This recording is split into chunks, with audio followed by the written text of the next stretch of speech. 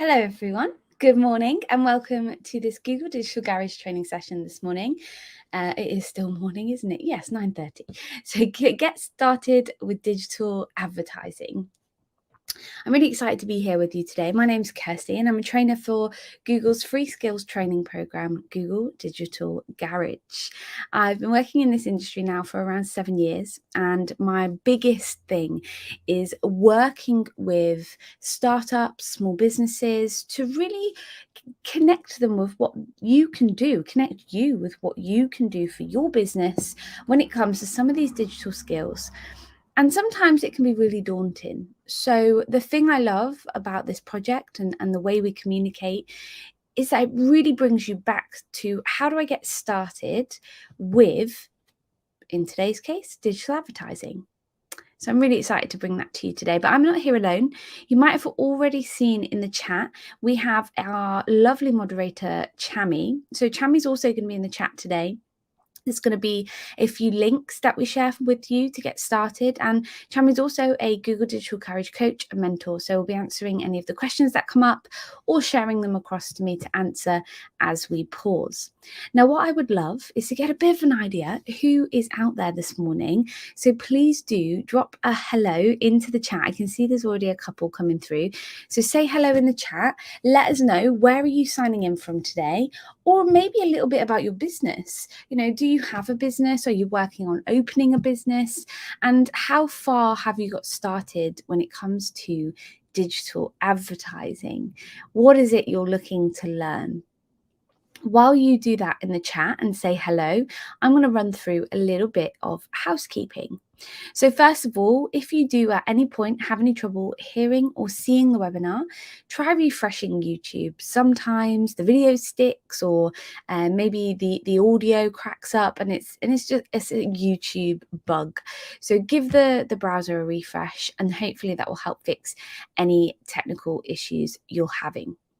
If you'd like to join in with that instant chat that I was just talking about, it should be, if you're on a computer, to the right of this live video, or if you're on a mobile device, if you scroll down, it'll be underneath the video.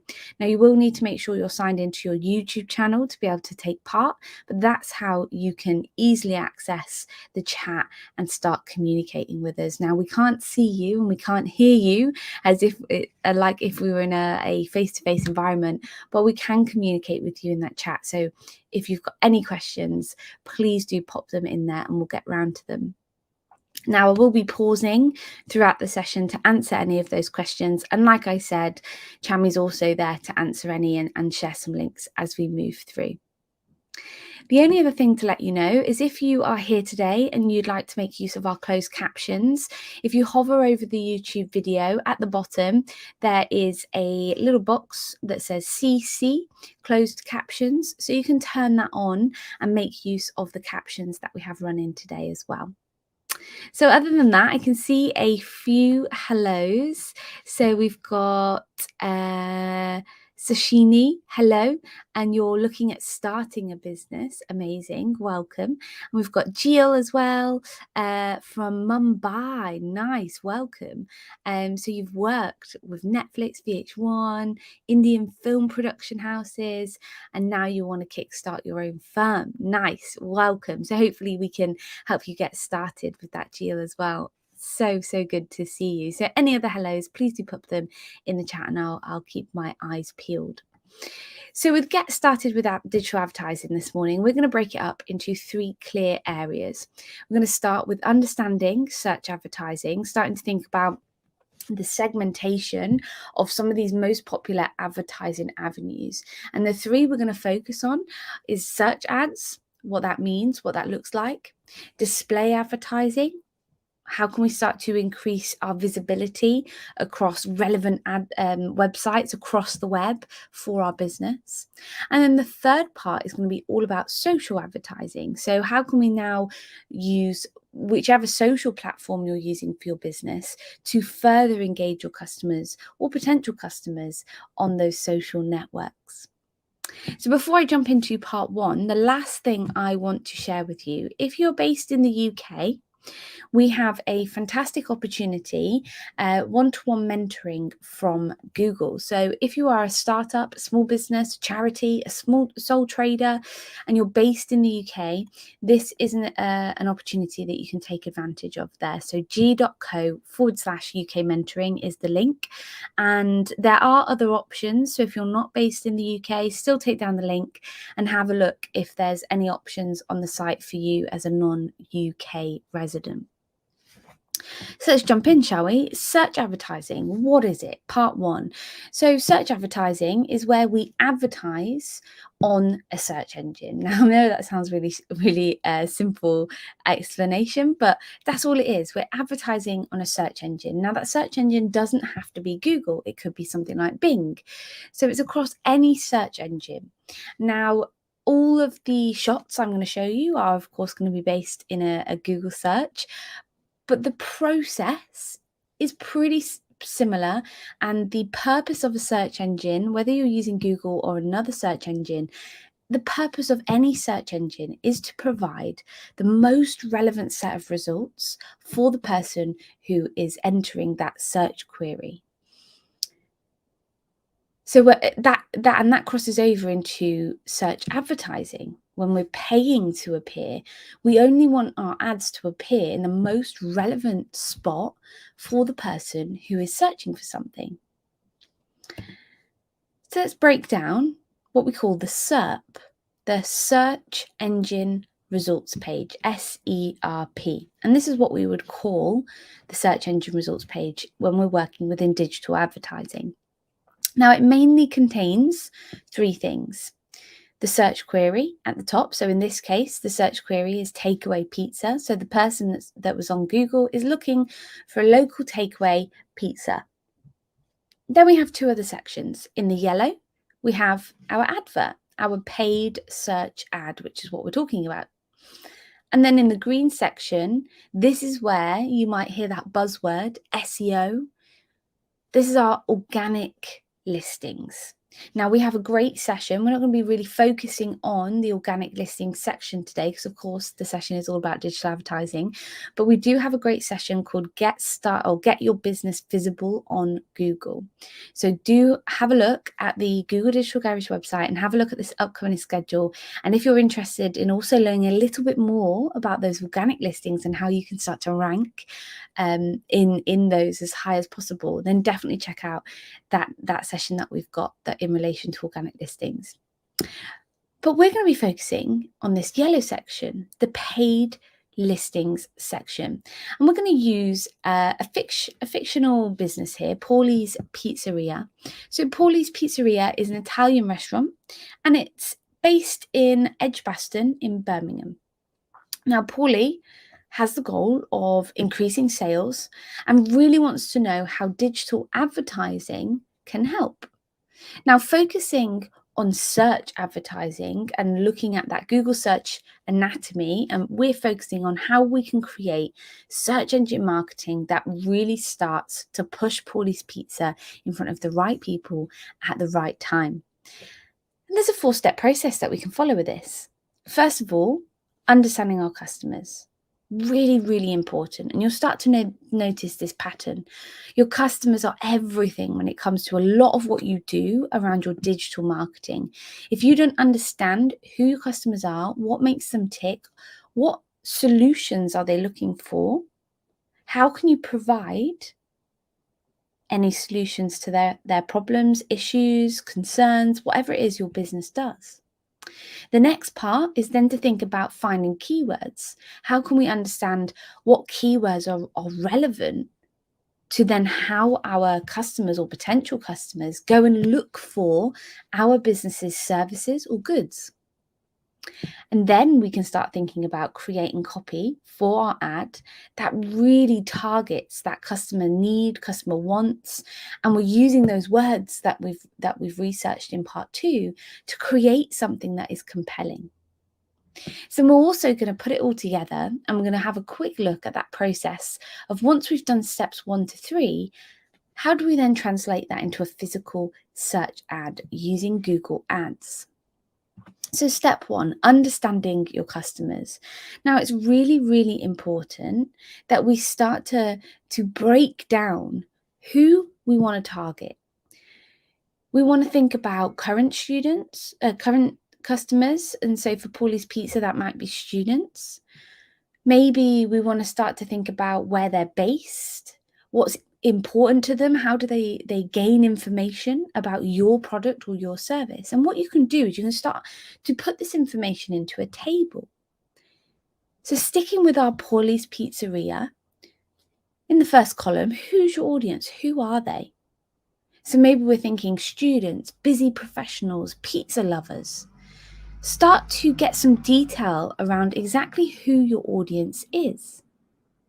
Then in the middle column, you can start to collect some information around where they're based. Now, some of you might be here today where you already have some insights tools in place. So maybe you've got some socials, maybe you've got a website that's connected to analytics. Have a look at who your existing audience is. Do they have a specific location? If you're not quite at that stage, potentially you understand, right, well, I'm a pizza takeaway. I want to cater for a certain delivery radius. So I know that my audience is within Edgbaston, is maybe within the neighbouring town, which is Selly Oak in the case of Paulie's Pizzeria. Or maybe you can start having a look at those postcodes or zip codes, depending on where you're from. And the final column, starting to think about what is important to your key audience. What's important to them? Can you name at least 3 things that your audience cares about when it comes to your product or your service? Think about things that you do or the things that your audience specifically look for when it comes to your business. So with our Paulie's Pizzeria, it might be things like the variety of toppings that we offer. Maybe they're looking for a fast delivery service, or maybe that third one there, they're actually looking for this authentic experience. They're looking for authentic ingredients and that authentic Italian pizzeria feel. So that's step one, starting to really understand who your audience is. Who are your customers, and how can you start to put that really clear picture together? The next step is taking that research further and now thinking about the words that your target audience are using to find your business. And you can start to understand that by putting together a keyword plan. There's loads of different ways that you can create what we call a keyword plan. Now, the first tool that I would like to recommend to you is a tool that's part of Google Ads itself, and it's free to use even if you don't have a campaign running, called the Google Keyword Planner. And what this does is it provides you information on the specific keywords around your business, but it will also suggest other words that are related to those words that real people are searching for when it comes to those keywords. So let's keep it nice and simple, and let's get started with actually what is a keyword. For those of you that have never used this process before, keywords in terms of a search engine results page that we saw, where we see the list of results, keywords are singular words or phrases. So sometimes we'll have what we call a long tail keyword, which can be anywhere between 3 and 5 words, making it more of a key phrase. And these keywords or phrases are used to match your ad to the terms or questions that people are searching for in the search engine. So for your ad to appear, you need to make sure that those keywords that you're bidding on within that process are matching some part of your potential customer's search query when it comes to the search engine. So that's what a keyword does. Now, if we again come back to our Paulie's Pizzeria, you can start really simple with this. Start to think about creating a list of keywords that are closely related to your business. So we've got 3 examples here on the left-hand side. So when we're thinking about Paulie's Pizzeria, the first one, pizza, fast food, takeaway. So keywords that are really closely related to the business itself in that first column. Then in the second part, We can start thinking about keywords that are related to our geolocation, especially with a pizza takeaway business. We know there's going to be a certain radius where people are searching for something within a specific town, within a specific delivery time from an area. So we can start thinking about locality. So you can see we've got B18, Edgbaston, Birmingham. Then what we can do with these individual keyword columns is start to create combination words or phrases. So you can see on the right hand side, pizza, B18, pizza, Edgbaston, fast food, Edgbaston. So we can start to make these phrases of words that our customers are potentially searching for. Now, that's a really quick and easy way for you to get started if you've never done this before. But you can also use the tool that I mentioned to you, Google Keyword Planner, that will allow you to go a little bit deeper with that and start to have a look at a few existing combination words that you can start to use. Now we're going to do a little exercise. I'm just checking that you're out there, and I'd love for you to take part in the chat. So what I'd love is I'm going to give you one of the ones on the bottom. Now I've got 4 businesses. I've got in the blue box, I've got a mobile hairdresser in Birmingham. In the red box, I've got a phone repair shop in Birmingham. In the yellow box, I've got a cupcake shop in Birmingham. And in the green box, I've got an online fancy dress shop in Birmingham. Now, if I were to choose Red Velvet Cupcake Birmingham in the very bottom left-hand side there, which business would you match this keyword or key phrase to? Which colour box would you match that to? So Red Velvet Cupcake Birmingham. Hopefully a few of you are like, oh yeah, I can see how that would match that business. So let us know in the chat, which business, is it the mobile hairdresser in Birmingham in the blue box? Is it the phone repair shop in Birmingham in the red box? Let us know in the chat, and I'll do a couple more while we're waiting. So if I was looking at American football referee outfit, I might go for the green box, online fancy dress shop. Yes, I can see a couple of people coming through. Nice, Gio, nice, Ashini, yellow box, nice, and cupcake shop. Perfect, correct, you get it. And I can see as well, we've got on there as well saying yellow in the chat too. Nice, nice work. Perfect. So you get the picture. We don't have to go through all of these. I can reveal the answers. Starting to think about what words are connecting your business to that search engine results page. And really, what's great about this as well, we can start to really discover, again, what solution is our business offering in regards to our potential customers' problems. So the phone repair shop in Birmingham, people are looking for phone repair, BHAM, which is maybe short, maybe your location has a shorthand. Birmingham has BHAM. City centre, so someone wants to actually be within the city centre so they can walk there. Is that you as a business? How can you make sure that you are using words in your ads that connect to that kind of search query? Really, really great work.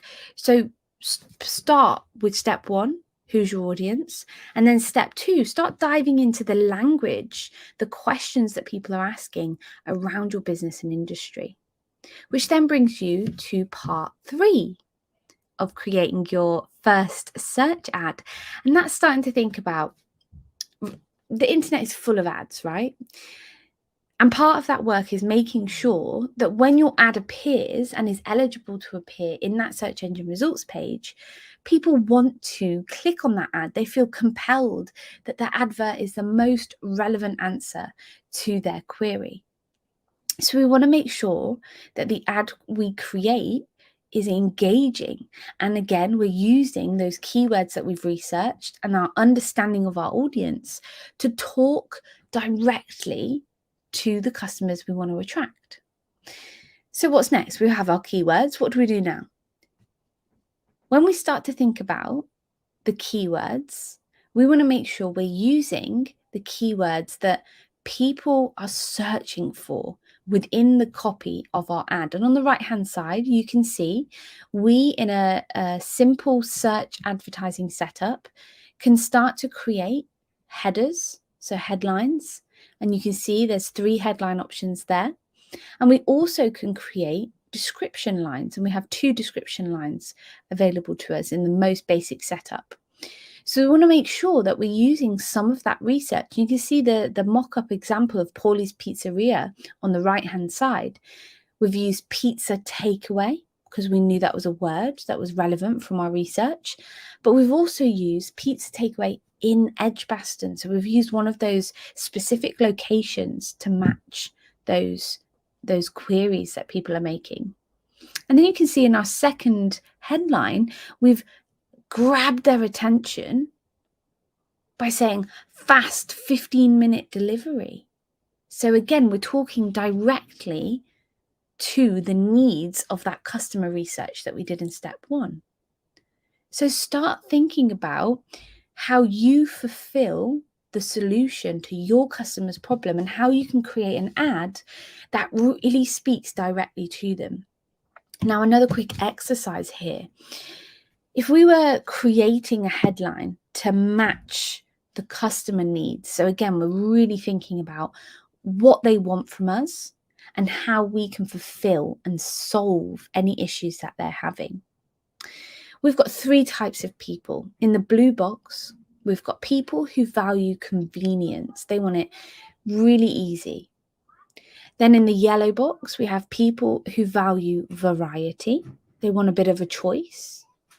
And then in the green box, we have people who value an authentic experience. So if I was going to choose the bottom right option for you there, and again, in the chat, I'd love for you to tell Chami and I, if I said to you, okay, 17 different toppings available was a part of the headline that we were going to include, what type of customer in those coloured boxes would be really interested and find it really attractive if we were able to give them 17 different toppings available? Is it someone who values convenience in the blue box, people who value variety in the yellow box, or people who value an authentic experience in the green box? And again, live Italian music on the bottom yellow. That, for me, would definitely be the green box. They want that Italian authenticity, that live Italian music. Great. I can see a couple of answers coming through there. Nice. Sashini, yellow. Tick, tick, tick. Gio as well, yellow. And oh, we've got someone new. Welcome, Gary. Saying yellow as well. Yeah, perfect, right? So we need to think about not only matching the keywords to what we're trying, the type of customer we're trying to attract with that search query, but we also need to think about our customers' needs. So step 1 and 2, that research is super important for creating an ad that is attractive, and here's the answers to the others, that is attractive and starts to attract people to click on our ad and move through to the next step of becoming our customers. So the final part of this first section is about putting it all together. How do we start to think about bringing together our customer research, our keyword research? We've got some ideas for some headlines and our description lines and where we want them to go next. But how do we start to bring that all together? Now, the first step is creating a Google Ads account. Now, some of you might be here today and you already have a Google Ads account. Great, so you can use an existing one. Or some of you might be completely new to this and you need to go and create one. So once you've created a Google Ads account, you can then get started. In the main dashboard, once you're there, there is a blue button with a plus in it that will say New Campaign. You're going to select New Campaign, and the first thing it will ask you to do is select what we call a campaign goal. Now you've got, I think, 7 or 8 options that are pre-programmed, or you can choose to create one without a goal. So it's completely up to you. Read through all of them, but make sure that when you click a campaign goal, the next step is available, because everything we've talked about today is to do with a search ad. So once you've selected that campaign goal, you need to make sure you select a search campaign as a type of campaign that you want to create. Once you've done that, it's like filling out a form. So there's a menu on the left-hand side that you're going to work through step by step. And the first part of that is all your targeting information. So this is where your audience research and your locality research really comes into its own, because you're going to start thinking about not only your budget and the time of day that you'd like your advert to be live, but you're also going to start thinking about who you're going to target, the geolocation that you're going to target, the budget that you want to use. And you can do all of that in that first part of this process. Once you've worked through that first section, the next section is all about those keywords. So you can start to then list the keywords that you would like to bid on, because this process is like an auction that happens in the blink of an eye once someone makes a search. But you want to make sure that you're bidding on words that, one, is within your budget. Now, I mentioned that Google Keyword Planner tool earlier. Now, if you wanted to check something like pizza Edgbaston, what you can start to do is have a look at the lowest cost that word is or phrase is going to cost you, and the highest cost that word or phrase is going to cost you. And you can start to understand whether you think your budget sits reasonably within the cost of those words. And you can start to work that out over time. And the final step is then putting in all of those headlines and description lines, and you can see a mock-up. So you can see on the final step here, step 6, you can see that we can start to put together that ad and see a preview of what that ad is going to look like in a search engine. And that, in a very quick walkthrough, is how we put together a search ad. Now, I always spend a lot more time in this first part because search ads can be a really great way to drive footfall and drive conversions to your business. It's really, really important to understand why we would use each of these different types of ads. Now, if you've got any questions, please do pop them in the chat. But search ads, if we think of a traditional sales funnel, search ads sit in that actionable section, that do section, where people they've done their research, they know what they want, and they have a higher chance of converting to your business if you're giving them the right information and talking to them with the right solutions to their problems. So that's everything that we've just talked about: search campaigns, those text-based ads in the search engine. Now, I can't see any questions coming through, but I will be pausing 2 more times before we finish. So if you do have any questions, please do pop them in the chat and I'll be more than willing to answer them as we pause in the next part. Now, we've got just over half an hour left together and 2 more types of advertising to work through. So the second type of advertising in part 2 that I want to cover today is all about digital advertising. Now, digital advertising is where we, as a business, advertise on a website, other people's websites across the web. Now, display advertising is allowing our adverts to be seen by a broader audience. And it's a bit like, it's mostly described as the billboard advertising of digital. So lots of people can see your ad, but actually only a few people may engage with it. And that's really, really important to remember. Now, if you're thinking, I still don't know what a display advert is, you may have already seen these yourself. And there's various examples on the right-hand side of the screen. They come in all shapes and sizes, predominantly image-based, and they'll be described as banner ads sometimes. So they'll sit either at the top of the screen or down the right-hand side. And they're usually those ads. Now, give me an emoji in the chat if you've ever put something in a basket and then for a few weeks after, you've seen that thing follow you around on all different websites across the web.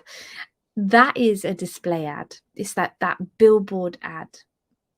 Now, they can be really, really effective at reminding people to come back to your site, or even effective when it comes to brand awareness, when it comes to going, oh, yeah, I recognize that brand. I've seen an advert.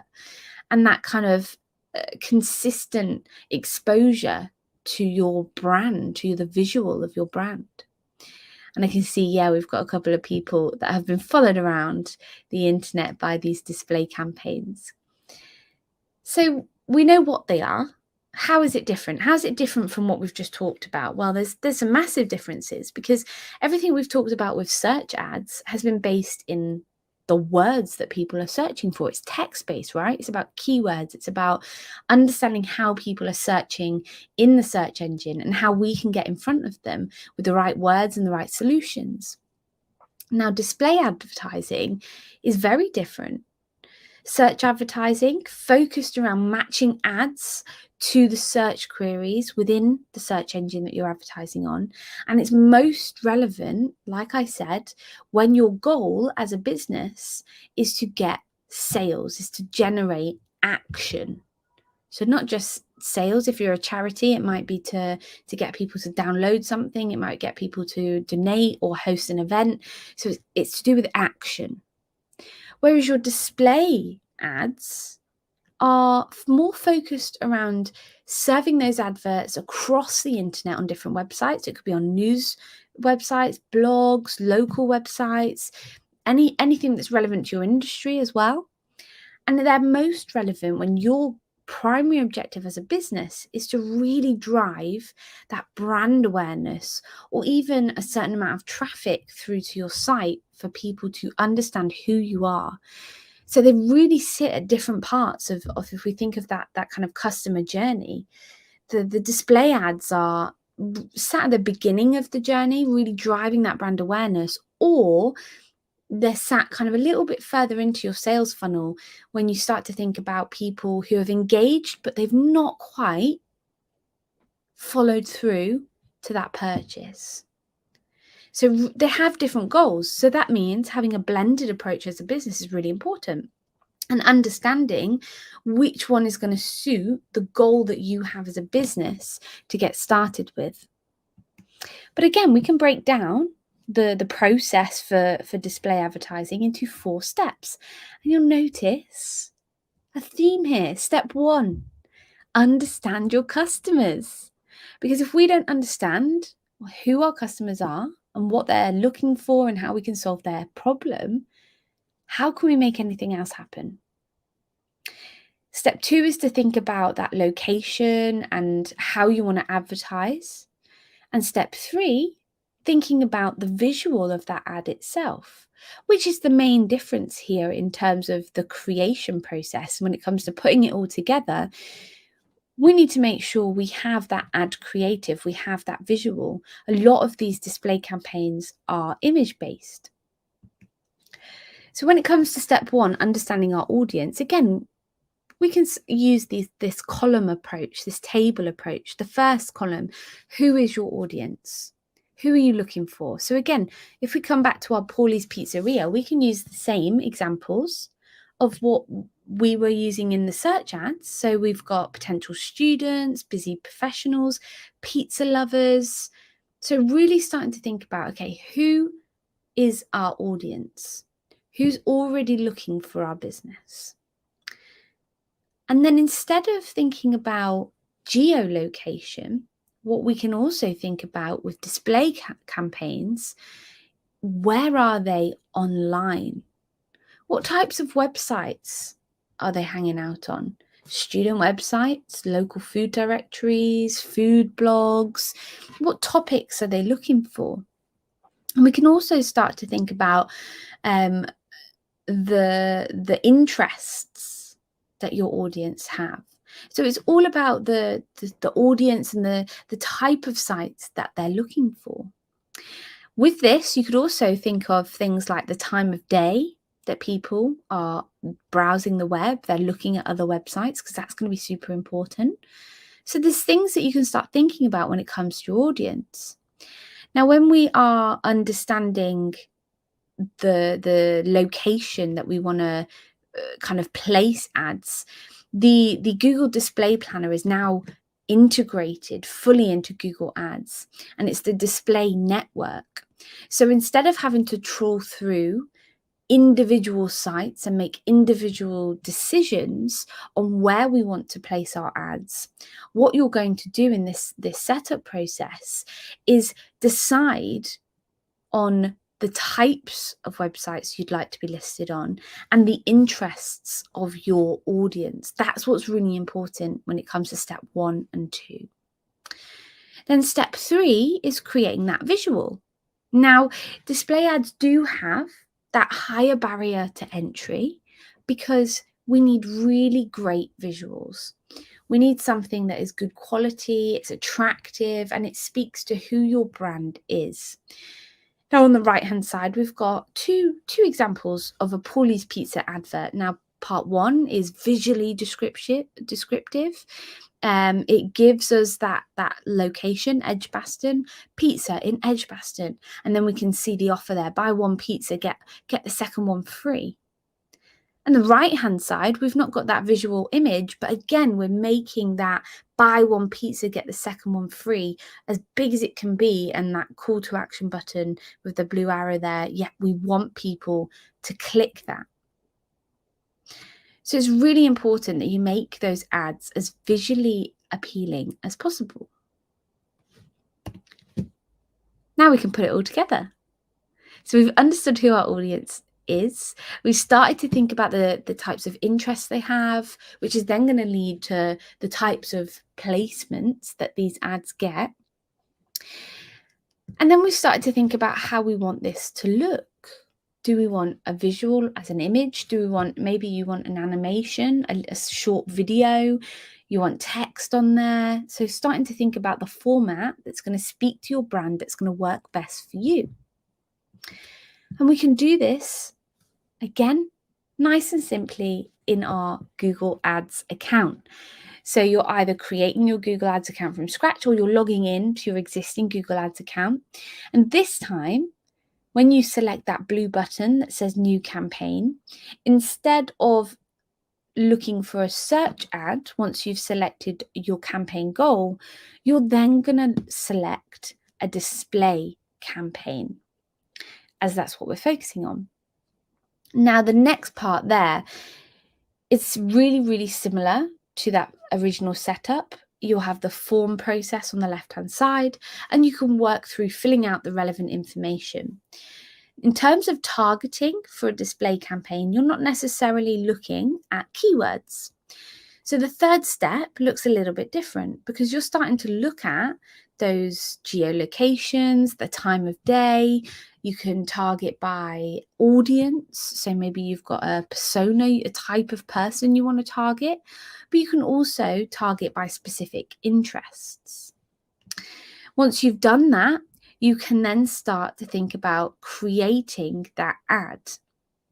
So you can start to think about what images you want to upload, what text. You're still gonna produce a headline. You're still gonna produce a description line, which is what we can see, and make sure you're reviewing what that looks like, not just on a desktop, but switching that through to the mobile view we can see here, as potentially people are going to see your ad on a mobile phone, on a mobile device. So make sure it's visually descriptive. You're giving that reference to the words, the keyword research you've done for other parts of your digital marketing. You're still using those words within the text, within the headings. So you can test and see what resonates with your audience. Any questions so far? We have about 20 minutes left together. So I'd love to know if there's any questions across the board when it comes to maybe Keyword Planner, Google Ads in general. Let us know. We'd love to hear them. And as always, we have one more pausing for questions. So if you do maybe think of anything last minute, please do pop it in the chat. Chami is there. I can see him typing away. So please do pop it into the chat. Let us know if there's maybe you've tried creating them and you've thought, oh, display campaigns haven't really worked for us. But maybe it's the point of the objective you wanted to achieve wasn't rightly placed for the type of ad you were creating. Were you trying to create a display ad that drove people to click on it? But actually, when you think of yourself as a consumer, when you see these visual ads, do you necessarily click on them? Probably not. But if you see a brand and you start to build that kind of recognition of who they are,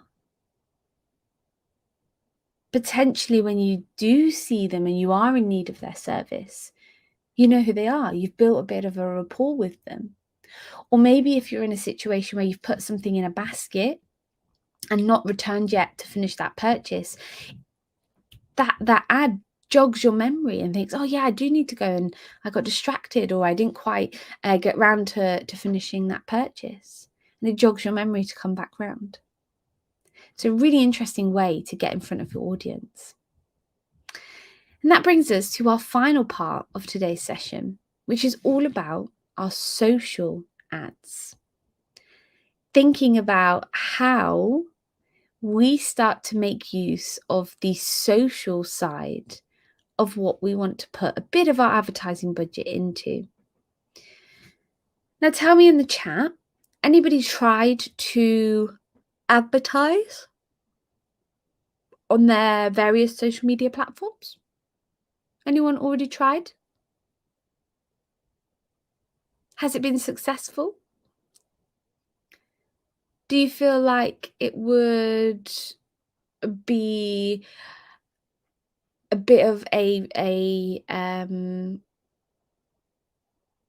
interesting to sort of get out there and see what else you could do with it?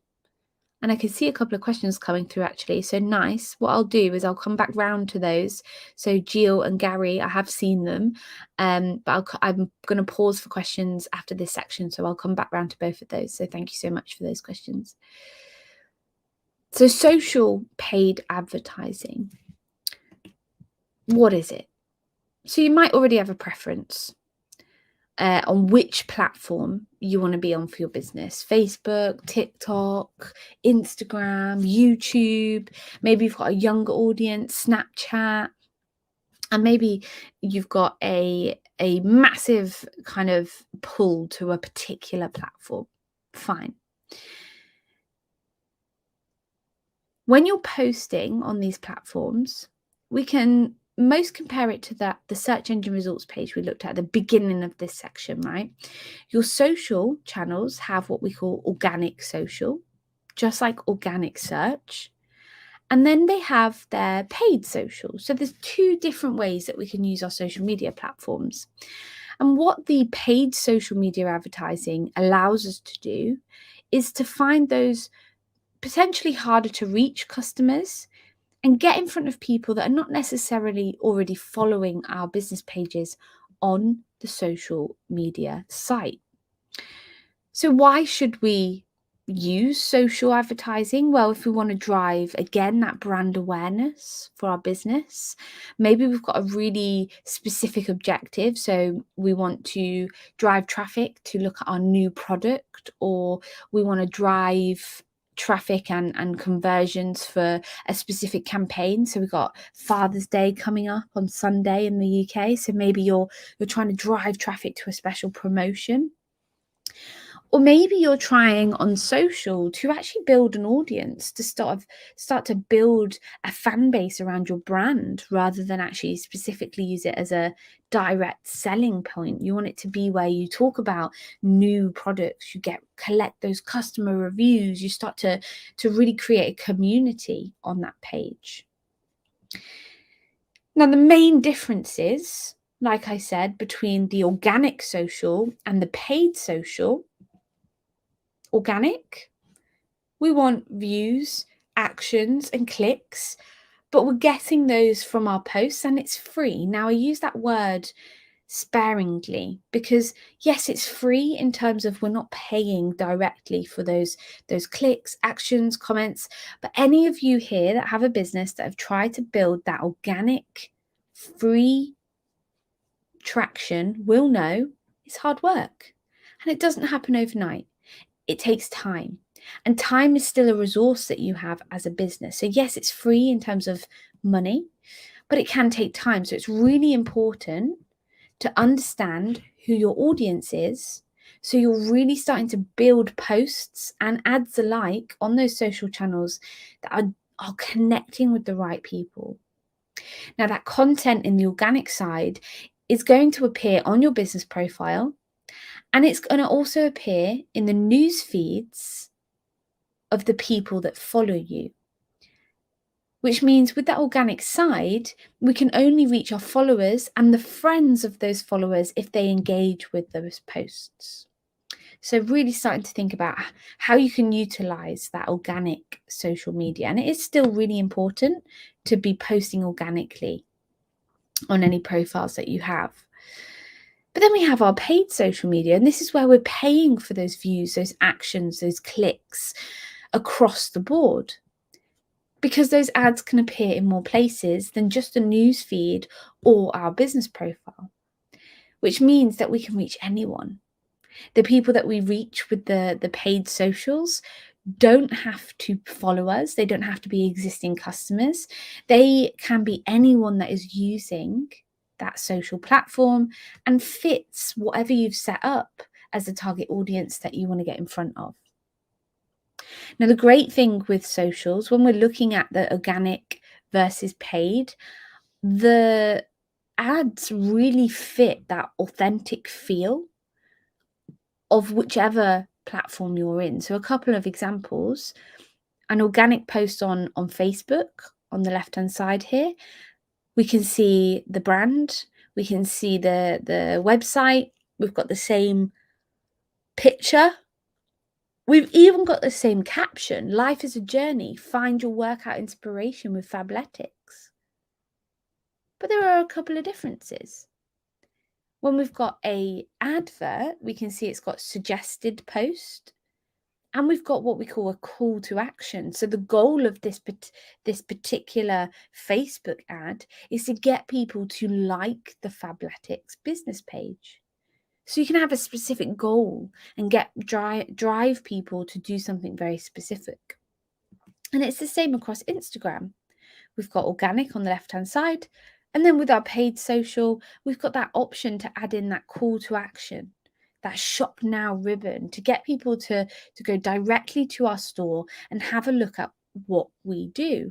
But everything else we can kind of approach with that blended approach of organic and paid. Twitter does the same. Those Twitter sponsored ads or promoted ads, they fit the feed. They don't stick out too much like on a website. We know what an ad is. Sometimes, because of the native feel of these social ads, they fill with that feed, they fill the feel, they story ads, they continue to feel in the same feel as that platform. So when we start to think about where we should advertise, there's so many different options, right? It can be a huge challenge to decide which platform in regards to your socials, because that's what we're talking about in this section, to focus on.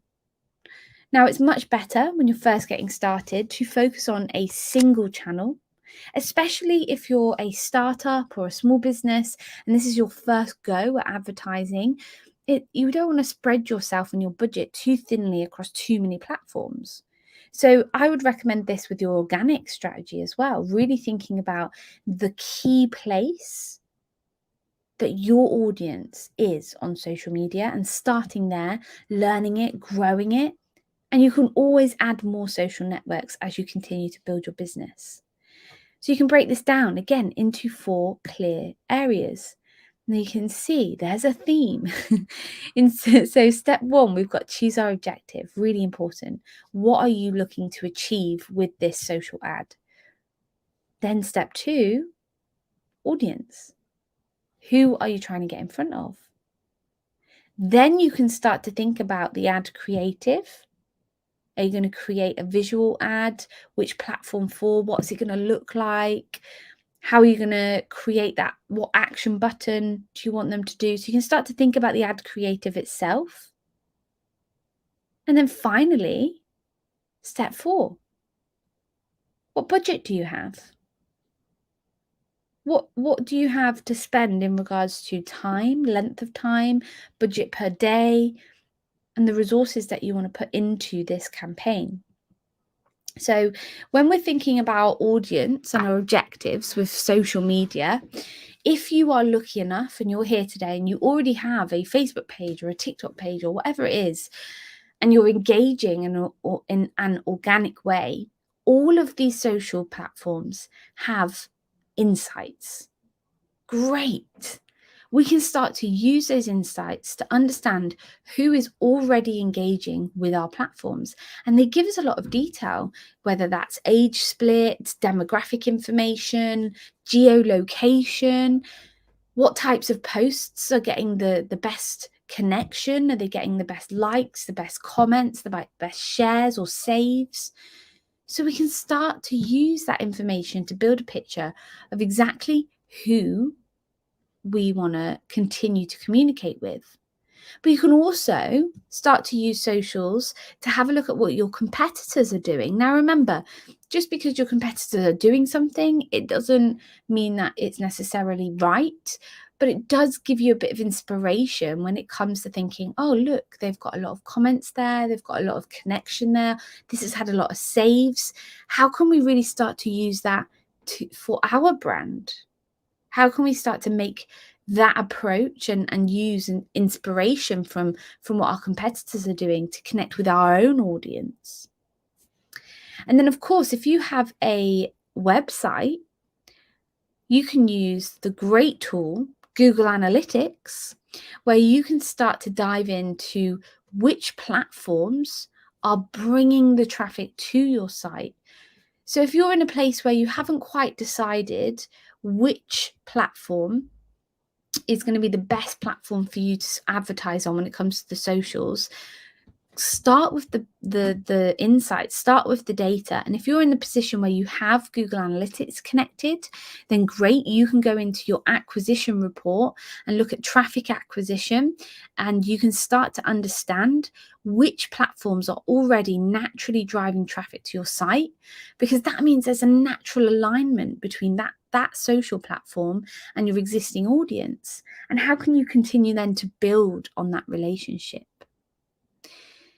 Depending on which social media platform you choose, there's different ways that you can target your audience on those different platforms. So on Facebook, you might want to target by location, demographic information, interests, life events. Twitter, very similar. So you can look at the location and the demographic information as well, or you can actually target via specific keywords on Twitter or their following. So who's following who's engaging with who. So really a little bit of a difference there.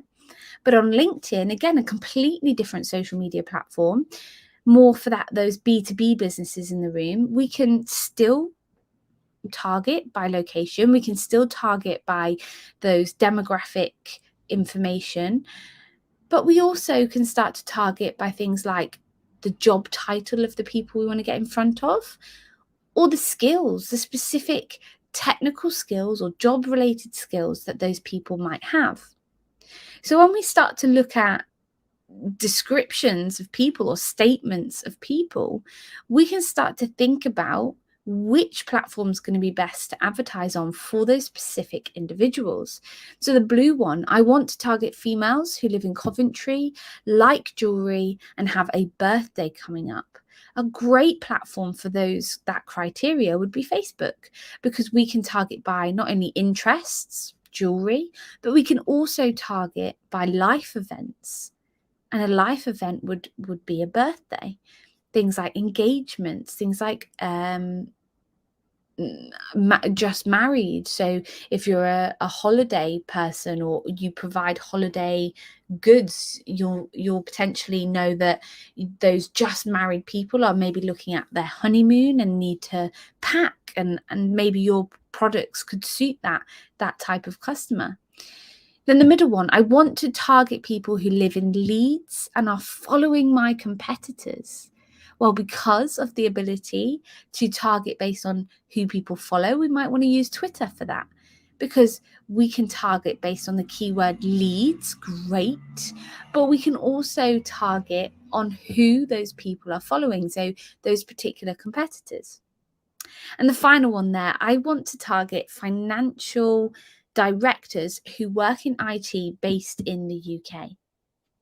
LinkedIn.